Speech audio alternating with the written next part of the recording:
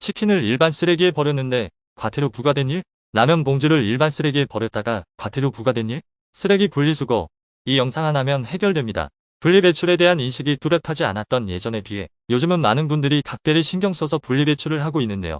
요즘은 귤 껍질이나 계란 껍질 또는 닭뼈와 같은 쓰레기들을 일반 쓰레기 봉투에 버려야 하는지 음식물 쓰레기로 버려야 하는지 알고 계시는 분들도 많이 있을 겁니다.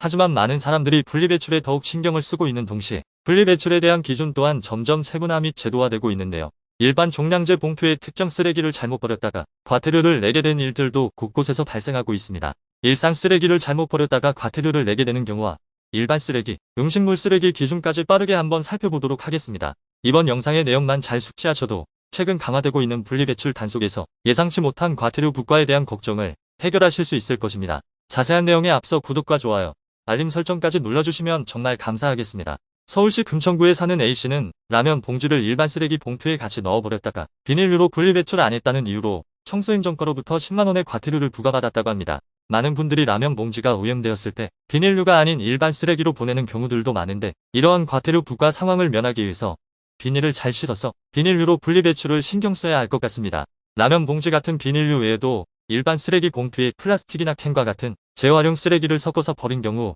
과태료가 부과되며 지자체에 따라서는 이러한 혼합배출 쓰레기에 대한 수거를 거부하고 주인이 직접 다시 가져가도록 조치하는 경우도 있다고 합니다. 이 사진 종종 보신 적 있으신가요? 종량제 봉투에 쓰레기를 채우다 보면 공간이 부족하여 때때로 눌러 담고 테이프로 고정하는 일도 한 번쯤 있으셨을 겁니다.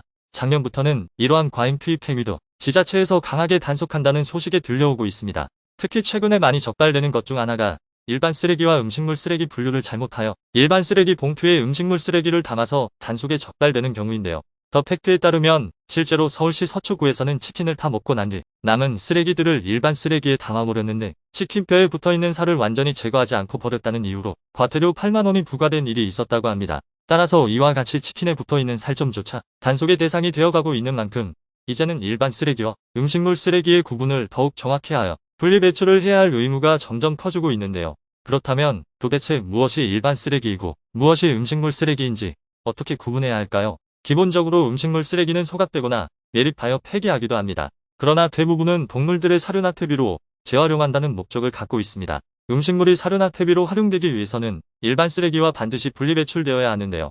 일반 쓰레기와 음식물 쓰레기를 분류하는 기준을 쉽게 말씀드리면 동물이 먹을 수 있는가로 판단하시면 됩니다. 동물이 먹을 수 있는 것들은 음식물 쓰레기로, 먹을 수 없는 것들은 일반 쓰레기로 분류하는 것입니다. 사과와 복숭아 껍질 그리고 바나나와 귤 껍질 등은 부드럽고 동물의 사료로 쓰일 수 있으니 음식물 쓰레기로 분류됩니다. 반대로 각종 육류의 뼈와 계란, 껍질, 조개, 소라 같은 어패류의 껍데기, 꽃게와 같은 각각류의 껍데기는 누가 봐도 딱딱하고 동물의 사료로도 쓰일 수 없기에 일반 쓰레기로 분류됩니다. 하지만 어느 곳에서나 항상 예외적인 부분은 있기 마련이죠. 일반적인 기준과 함께 예외적인 경우 또한 몇 가지를 같이 숙지해 두시면 좋습니다. 수박이나 메론 같은 껍질은 사과나 귤 껍질과 달리 딱딱하게 일반 쓰레기로 버려야 할 것 같지만 이것들은 예외적으로 작게 잘라 음식물 쓰레기로 버리셔야 한다고 합니다. 많은 분들이 잘 모르시고 계시는 김치와 고추장, 그리고 된장같이 염분이 많은 음식물들은 가축의 사료로 사용하기 어려워 일반 쓰레기로 버리셔야 한다고 합니다. 김치처럼 소금기 있는 반찬은 물로 소금기를 씻어내준다면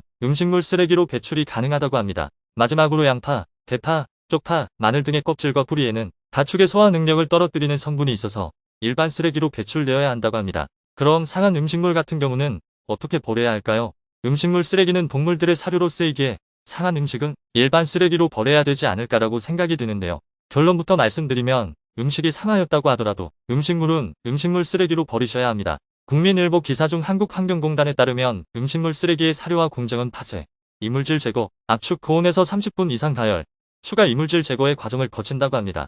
고온으로 가열하는 과정에서 멸균되고 모든 공정 끝에 동물들을 위한 건식 사료가 생산된다고 하였습니다. 따라서 상한 음식을 버리실 때에는 음식물 쓰레기와 함께 배출하시면 되겠습니다. 이번 영상을 통해 일상 속 잘못된 쓰레기 배출로 인해 과태료가 부과되는 몇 가지 경우와 일반 쓰레기 및 음식물 쓰레기를 분류하는 기준에 대해 확실히 알게 되셨을 것입니다. 이번 영상에서 다룬 일반 쓰레기 및 음식물 쓰레기에 관한 내용들만 잘 숙지하셔도 일상에서의 이와 관련된 웬만한 문제는 대부분 말끔히 해결될 것입니다. 상세하게는 지자체마다 기준이 조금 다른 경우도 있어 시간 나실 때 고정 댓글 각 자치구 URL을 확인하시어 지역의 과태료 부과 및 분리배출 기준을 한 번쯤 체크해 보시는 것을 권장드립니다. 다음 영상에서도 돈이 되는 정보로 찾아오겠습니다. 이번 영상이 도움이 되셨다면 구독과 좋아요, 알림 설정까지 한 번씩 눌러주시면 감사하겠습니다. 돈이 되는 정보 최대한 빨리 확인하실 수 있습니다.